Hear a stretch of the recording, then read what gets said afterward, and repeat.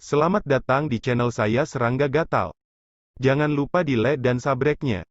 Oke, kita mulai. Anak itu kurang beruntung. Si Xianjun, yang kepalanya dibenturkan ke dalam tas besar oleh segel harta karun, tertawa gembira. Bodoh, kenapa tidak kabur? Seorang peri menghela nafas. Raja abadi lainnya menggertakkan giginya dan berkata tidak, jika dia melarikan diri, aku merasa tidak nyaman, semua orang telah dirampok, bagaimana aku bisa merindukannya? Mereka semua memperhatikan bahwa Zuo Yun sedang mengincar Sui. Sui berdiri di sana dengan damai, tidak melarikan diri, tetapi memandang Zuo Yun dengan penuh minat dan tidak berbicara. Sui berkata sambil tersenyum, saya juga orang yang baik, menunggu di sini, berpikir apakah saya memiliki kesempatan untuk menunjukkan belas kasihan kepada Anda. Semua orang di kejauhan tercengang, apa yang terjadi? Sui berkata oke. Berbicara, dia mengeluarkan inti sihir, mengendurkan ujung jarinya, jatuh ke tanah, dan berguling di depan jari kakinya. Sui berkata, baiklah, ambil sendiri, ingatlah untuk memuji mantra dengan agama Buddha, dan terima kasih dengan baik. Semua orang terkejut dan terkesiap. Orang ini berani mempermalukan Zuo Yun secara langsung. Berjuang. Terlalu banyak.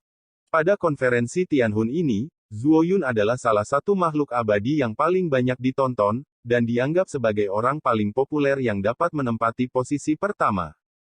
Melihat inti sihir di kaki Sui, Zuo Yun sedikit mengernyit, dan wajahnya yang lembut tidak yakin. Di tangannya, dia mengepalkan segel harta karun seperti memindahkan batu bata. Tanpa diduga, kali ini Zuo Yun tidak melakukannya secara langsung, melainkan menahan.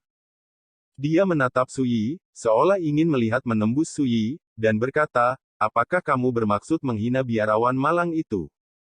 Sui tersenyum dan berkata, tidak, ini memang sedekah. Aku juga penyanyang. Melihatmu meminta sedekah seperti pengemis, aku tidak tahan. Jantung. Pengemis.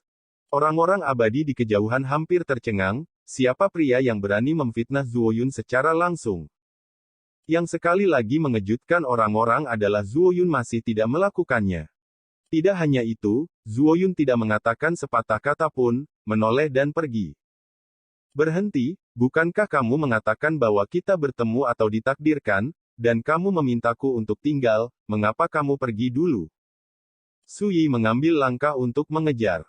Nasib juga nasib buruk. Biksu malang itu ada yang harus dilakukan, ambil langkah dulu, jika Anda mengejar lagi, jangan salahkan biksu malang dalam bentuk mata marah King Kong dan gunakan cara untuk menaklukkan iblis dan menaklukkan iblis. Zuo Yun berteriak. Dia merentangkan kakinya dan berlari liar, mencabik-cabik langit seperti kilat. Ini. Orang-orang tercengang dan bingung. Mengapa Zuo Yun kabur? Apakah dia takut? Tidak, dia adalah makhluk abadi yang tiada taranya. Dikatakan bahwa ia juga memiliki kekuatan anti langit untuk menghadapi Raja Peri lintas batas dan tahap awal di negeri ajaib. Tepat ketika semua orang terkejut, nyanyian pedang bergema di langit. Ledakan. Ribuan meter jauhnya, energi pedang menembus udara, mengubah warna dunia. Titik. Sebelumnya, jika dia tidak berhenti tepat waktu, dia akan hampir terkena pedang ini. Benar saja, pria itu adalah pria keras kepala yang kejam yang akan bersikap kasar padaku sebelumnya. Ketika dia merasakan kekuatan yang terkandung dalam pedang ini, Zuo Yun menarik napas dalam-dalam. Oleh karena itu, mereka memilih untuk mengungsi tanpa ragu-ragu. Dan sekarang pedang ini telah membuktikan bahwa penilaiannya tidak salah. Aku memberimu sedekah dan menunjukkan belas kasihan yang besar. Bukannya bersyukur, kamu malah menoleh dan pergi. Bukankah itu terlalu tidak sopan? Sosok Sui melayang, dengan senyum di alisnya. Zuo Yun tidak bisa menahan senyum pahit dan berkata, aku menolak sekarang, tidak apa-apa. Tidak. Sui berkata dengan tegas, jika orang lain menunjukkan belas kasihan, Anda akan menerimanya dengan senyuman. Saya akhirnya menunjukkan belas kasihan, tetapi Anda menolak, bagaimana mungkin ada alasan seperti itu di dunia ini? Awan sederhana. Orang-orang di kejauhan. Sui tersenyum lebih baik tidak sopan. Ledakan. Zuo Yun membawa segel harta karun seperti batu bata dan menghancurkannya. Sui menjentikkan lengan bajunya, Dao Guang meraung, melawan segel harta karun dalam satu gerakan, menyebabkan harta karun itu terbang terbalik. Zuoyun mendesak mangkuk, dan tiba-tiba cahaya Buddha tiba-tiba muncul, berubah menjadi Vajra Mara 10 Zang, dan meninju Su Yi dengan pukulan. Kekuatannya berat, dan langit runtuh. Su Yi menebas. Ledakan. Si Zhang King Kong dibagi menjadi dua bagian. Pada saat yang sama, Su Yi melangkah maju, dan pedang yang tak terhitung jumlahnya meraung, membunuh Zuoyun. Yi Bang datang. Orang itu sangat kuat. Siapa dia? Siapa yang bisa melawan Zuoyun? Tidak diragukan lagi, kita semua salah. Di kejauhan, para Raja Abadi itu terkejut, menyaksikan konfrontasi epik ini dengan tak percaya, dan sulit bagi mereka untuk tenang. Ledakan. Hujan pedang seperti air terjun, menyapu langit, menghancurkan cahaya Buddha. Dan di jantung Zuoyun, badai telah dimulai. Di mana monster ini? Mengapa belum pernah mendengarnya sebelumnya? Su Yi memiliki lengan baju yang elegan dan sikap yang santai. Di antara gerak tubuh dan gerak tubuhnya, energi pedangnya menembus langit dan bumi, menjadi semakin ganas dan kuat. Segera, Zuoyun tidak tahan lagi. Ledakan. Alas lotus naik dari langit, dengan 24 bunga bermekaran, mencerminkan penampilan 3000 dunia, dan suara nyanyian Zen Buddhis yang agung dan suci bergema. Dalam sekejap, ki pedang yang dipotong Su Yi dinetralkan oleh platform lotus satu per satu. Teknik rahasia teras teratai di 24 surga. Su Yi tersenyum dan meraihnya di udara. Ledakan. Sepertinya 9 hari Bima Sakti. Energi pedang yang mempesona memiliki banyak bintang yang melonjak di dalamnya. Kulit Zuoyun akhirnya berubah, sosoknya melintas, dan dia melarikan diri ke kejauhan. Melihat adegan ini, Su Yi tidak bisa menahan diri untuk tidak tersentuh, dan matanya penuh kecemerlangan. Orang ini benar-benar berlatih, Sutra Bodhi teratai. Tanpa ragu, Su Yi menghunus pedangnya. Hanya saja pedang ini menebas di belakangnya. Ledakan. Kekosongan itu bergejolak, sosok terhuyung mundur, dan itu adalah Zuoyun. Lihat Zuoyun yang baru saja melarikan diri, tetapi menghilang dalam sekejap. Tidak diragukan lagi, ini adalah teknik rahasia kekuatan supernatural yang sangat luar biasa. Anda dapat melihat melalui misteri, Bodhi Wanye. Zuoyun berkata tidak percaya. Su Yi berkata dengan acuh tak acuh. Melihat ini, Zuoyun menghela nafas, menahan napas, dan berkata, jangan melawan, aku akui, katakan padaku, apakah kamu ingin inti sihir pada saya, atau harta lainnya? Su Yi menggelengkan kepalanya sedikit, dan berkata, aku hanya ingin mencobanya terhadapmu. Apakah kamu keturunan hidup dari biksu tua Niti? Niti. Generasi dengan kekuatan tak tertandingi di puncak Immortal Dao. Pada awalnya, Niti Buddha pernah menjaga gerbang hari ke-9 selama 100.000 tahun, dan di bawah cahaya Buddha, semua iblis dapat diubah. Bahkan Wang Ye mengaguminya. Perlu disebutkan bahwa setelah Wang Ye mencapai puncak jalan keabadian, dia mendiskusikan Tao dengan Kaisar Niti berkali-kali dan menerima nasihat dari Kaisar Niti. Bahkan di tahun-tahun mendatang, Taoisme Wang Ye telah melampaui Buddha Niti, dan dia sangat menghormati kekuatan Buddha ini. Karena itu, ketika Su Yi melihat Zuoyun, dia dapat melihat sekilas bahwa biksu ini telah dengan jelas mempraktikkan Sutra Bodhi teratai, dan napasnya sangat luas dan halus. Misterius dan tidak dapat diprediksi. Dan sekarang, Su Yi telah mengkonfirmasi ini. Su Yi tidak bisa menahan tawa dan berkata, kamu merampokku dulu. Buddhisme mengajarkan sebab dan akibat, kamu tidak bisa membalikkan sebab dan akibat. Zuoyun menghela napas panjang lega dan berkata, saya memang telah berlatih Sutra Bodhi teratai, tetapi saya bukan murid Patriark Niti. Orang tuanya telah lama berhenti menerima orang. Di mana yang lain? Ketika era air terjun abadi berakhir, dia telah meninggalkan kuil Lianhua dan belum mendengar kabar darinya sejauh ini. Dia seharusnya pergi untuk menghindari bencana. Sampai saat ini belum ada yang berani menunjukkan jejak.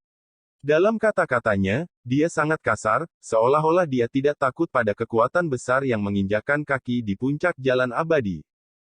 Berbicara, dia tidak bisa menahan diri untuk tidak berkata, maafkan saya Saya berani bertanya, siapa yang mulia, dan mengapa Anda bisa melihat melalui tubuh Bodi Wanyai?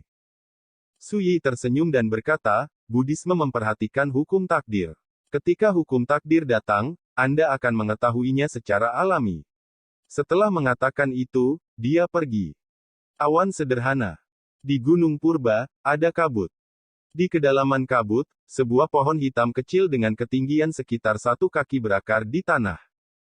Pohon ini ditempa seperti tembaga dan besi, dengan kilau ilahi, dengan cabang telanjang dan 3 buah merah seukuran telur merpati tergantung di sana. Di sekitar pohon kecil ini, tidak ada rumput yang tumbuh, dan kabut tidak berani mendekat. Tiba-tiba, sesosok tubuh langsing muncul dengan tenang dari kabut di kejauhan. Dia memegang belati ungu di tangan kanannya, napasnya tertahan, dia berjalan tanpa suara, dan secara bertahap mendekati pohon hitam kecil yang tingginya sekitar 1 kaki. Di kabut yang lebih jauh, ada sekelompok sosok abadi, ada 6 orang. 2 di antaranya adalah karakter Xianjun dari keluarga Tang, dan 4 lainnya berasal dari kekuatan besar yang terkait erat dengan keluarga Tang. Semua orang adalah tokoh terkemuka di dunia. Pada saat ini, mereka semua siap, menatap sosok Tang Yuyan, siap bertarung kapan saja. Ketika hanya 10 kaki dari pohon hitam kecil itu, Tang Yuyan diam-diam berdiri diam dan dengan lembut mengambil ujung jari kirinya. Seutas benang sutra transparan setipis rambut lembut tersapu, diam-diam membungkus akar pohon hitam kecil itu. Tapi pada saat ini, tanah di bawah kaki Tang Yuyan tiba-tiba retak, dan sebuah tangan besar yang bertulang keluar dan meraihnya ke arah pergelangan kaki Tang Yuyan. Tang Yuyan membalikkan tangannya dan memotongnya, dan tulang tangan putih besar itu hancur. Pada saat yang sama, Tang Yuyan naik ke langit. Ledakan. Dan siapa yang akan membayangkan bahwa pembunuhan seperti itu tersembunyi di bawah bumi di kedalaman hutan kuno. Tang Yuyan mengayunkan pisau, dan energi pisau biru dan cerah mengamuk seperti badai, dan jatuh dengan keras. Tang Yuyan menjentikkan pergelangan tangannya. Berteriak. Matanya yang indah berkilat gembira. Kali ini, saya akhirnya memanfaatkan kesempatan ini. Tiba-tiba, suara aneh bergema di kabut di kejauhan, seperti tulang yang saling bergesekan. Aura menakutkan menyapu seluruh dunia. Apa itu? Seseorang terkejut. Di bawah persepsi kesadaran mereka, sosok setinggi 10 kaki di kejauhan adalah mayat yang rusak dan busuk, tulangnya terlihat, dan hanya kepalanya yang ditutupi dengan daging busuk dan bekas luka. Jantung semua orang berdebar, melahirkan krisis yang kuat. Tang Yuyan juga menunjukkan warna yang kental. Tapi matanya yang indah menjadi lebih cerah. Berburu monster yang begitu kuat, inti sihir seperti apa yang harus saya dapatkan? Ledakan. Di kejauhan, mayat setinggi 10 kaki itu bergerak, dan dalam lambaian tangan, kabut berwarna darah yang mengerikan berubah menjadi rantai yang tak terhitung jumlahnya, menyelimuti sup dan hujan. Membutakan matahari, Kekuatan darah yang menakutkan menyebar dan merusak kehampaan. Tang Yuyan bergegas maju tanpa ragu-ragu. Dentang. Pisau pendek berwarna biru itu menembus sinar matahari, bertarung sengit dengan sosok mayat itu. Dunia sedang kacau. Pedang Qi yang mempesona menyapu langit, hutan kuno ini benar-benar hancur, dan kekuatan jahat darah yang kejam mengaduk-aduk ladang di sekitarnya. Tang Yuyan sangat kuat, menunjukkan gaya luar biasa dari keabadian yang tiada taraf. Tapi mayat setinggi 10 kaki itu bahkan lebih menakutkan. Monster apa ini? Dalam beberapa saat, banyak bekas pisau muncul di mayat, dan menjadi rusak. Tetapi dengan cara yang sama, Tang Yuyan juga terluka, dan tersapu oleh kekuatan jahat darah, dan wajahnya pucat. Orang-orang abadi itu bergegas keluar dan berencana untuk membantu, tetapi mereka dihentikan oleh Tang Yuyan dan mereka tidak diizinkan untuk bercampur. Bunuh. Tang Yuyan bergegas lagi. Dia semakin parah. Pertempuran tragis ini membuat para Immortal Monarch berkeringat untuk Tang Yuyan. Tanpa diduga, mayat itu berbalik dan kabur. Ingin kabur. Tidak ada pintu. Tang Yuyan mengertakkan gigi dan bergegas dengan pisau pendek. Tapi saat ini, sebuah tombak hitam melesat keluar dari kehampaan, menembus mayat 10 zang dalam satu gerakan. Ledakan. Mayat 10 Zhang itu meledak dan tercabik-cabik. Dan seorang pria dengan sosok tersembunyi telah pindah ke kehampaan, mengulurkan tangan dan meraih inti iblis berwarna darah seukuran kepalan tangan. Semua orang tercengang, ada yang berani mengambil kesempatan untuk menawar. Tetapi ketika mereka mengenali identitas pria itu, para raja abadi itu berubah warna. Chu Batian. Donghai Bixiao Immortal Palace Abadi, keturunan berdarah murni dari Kui Niu Spirit Rache, seorang pria kejam dengan temperamen tirani dan galak. Chu Batian, aku tidak menyangka karakter sepertimu melakukan hal tercela dan tak tahu malu seperti itu. Wajah cantik Tang Yuyan sangat dingin, dan dia menggertakkan giginya dengan kebencian. Dia membayar harga yang mahal untuk akhirnya mengalahkan iblis yang tak tertandingi itu, dan hendak membunuh mangsa ini, tetapi mangsa itu diambil dalam sekejap mata, siapa yang tidak kesal? Lelucon. Chu Batian menyingkirkan inti sihir dan mendengus dingin, saya dengan baik hati menembak untuk menyelamatkan hidup Anda harus berterima kasih kepada saya. Semuanya. Wajah Tang Yuyan pucat karena marah dan membunuh, berani melakukannya. Chu Batian menyeringai dan berkata, aku menyelamatkan hidupmu, mengapa kamu tidak berani mengenalinya? Ini adalah anugerah yang menyelamatkan jiwa, bahkan jika kamu tidak menghargainya, kamu harus menghargai itu. Tang Yuyan menarik napas dalam-dalam dan menenangkan dirinya, aku ingat ini, ayo kita lihat. Dia terlalu terluka parah sekarang, bahkan jika dia memiliki sekelompok teman di sisinya, dia ditakdirkan untuk tidak mendapatkan keuntungan apapun dalam menghadapi makhluk abadi yang tiada taranya seperti Chu Batian. Bahkan, begitu mereka melakukannya, mereka ditakdirkan untuk menderita kerugian besar. Tunggu. Chu Batian berkata dengan datar, aku menyelamatkan hidupmu, kamu harus memberikan sesuatu untuk dibalas, kan? Bayar. Tang Yuyan tertawa marah. Ya, menurut saya, pohon hitam kecil yang baru saja Anda ambil hampir tidak cukup. Chu Batian berkata, serahkan itu, anugerah penyelamat hidupku akan dihapuskan, dan kamu boleh pergi. Chu Batian, kamu terlalu banyak menipu orang. Ada yang mau minum? Dentang. Chu Batian menggoyangkan tombak hitam di tangannya, membunuh, jika kamu tidak membalas kebaikanmu, kamu tidak bisa membenarkannya, kan? Saya hanya punya satu kalimat, bisakah saya memberikannya? Semua orang sangat marah hingga paru-paru mereka hampir meledak. Tang Yuyan terdiam sesaat, lalu mengeluarkan pohon hitam kecil dan melemparkannya ke Chu Batian di kejauhan, lalu berbalik dan pergi tanpa mengucapkan sepatah kata pun. Kali ini, Chu Batian tidak menghentikannya dan menyaksikan Tang Yuyan dan yang lainnya pergi, dia tidak bisa menahan tawa ke langit, dan tawa itu melesat ke langit. Tang Yuyan dan yang lainnya semuanya sedih, kesal, dan tidak berdaya. Sampai dia meninggalkan hutan, seorang raja abadi tidak bisa tidak berkata, Chu Batian itu terlalu lancang. Ini sangat keji. Orang lain tidak terlihat baik. Tang Yuyan menjadi tenang dan berkata pertempuran kebetulan seperti ini, Anda tidak perlu khawatir, itu hanya kerugian besar sekarang, tidak apa-apa jika Anda baik-baik saja, tunggu saya untuk memperbaiki cedera, saya pasti akan pergi kepadanya untuk menyelesaikan akun. Nadanya tenang, tapi hatinya tidak bisa benar-benar tenang. Bekerja keras untuk membuat gaun pengantin untuk orang lain tidak diragukan lagi terlalu memalukan. Terutama, Chu Batian arogan dan mendominasi, dan kata-katanya yin dan yang membuat orang ingin menangkapnya dan menikamnya. Pada saat ini, seseorang tiba-tiba datang dari kejauhan. Mengenakan jubah, dengan sanggul di kepalanya, wajahnya biasa saja, dan sikapnya santai. Senmu. Karakter Xianjun dari keluarga Tang mengenali Sui dan mau tidak mau terkejut, kamu datang cukup cepat. Mereka telah mengetahui sebelumnya bahwa Tang Yuyan akan membawa Senmu untuk bertindak bersama kali ini. Selain itu, jelas juga bahwa Senmu mendapat tempat untuk berpartisipasi dalam konferensi Tianhun ini karena hubungannya dengan keluarga Tang. Sederhananya, di mata mereka, Sui adalah sebuah hubungan. Di permukaan, mereka sopan, tetapi sebenarnya mereka cukup menghina. Ribuan makhluk abadi yang berpartisipasi dalam konferensi Tianhun kali ini semuanya disaring melalui berbagai penilaian. Siapa yang akan membenci mereka yang menyelinap masuk melalui pintu belakang? Bagaimana Anda terluka? Su Yi terkejut dan melihat cedera Tang Yuyan, terlihat sangat menyedihkan. Ada apa denganmu? Supnya dingin dan hujan.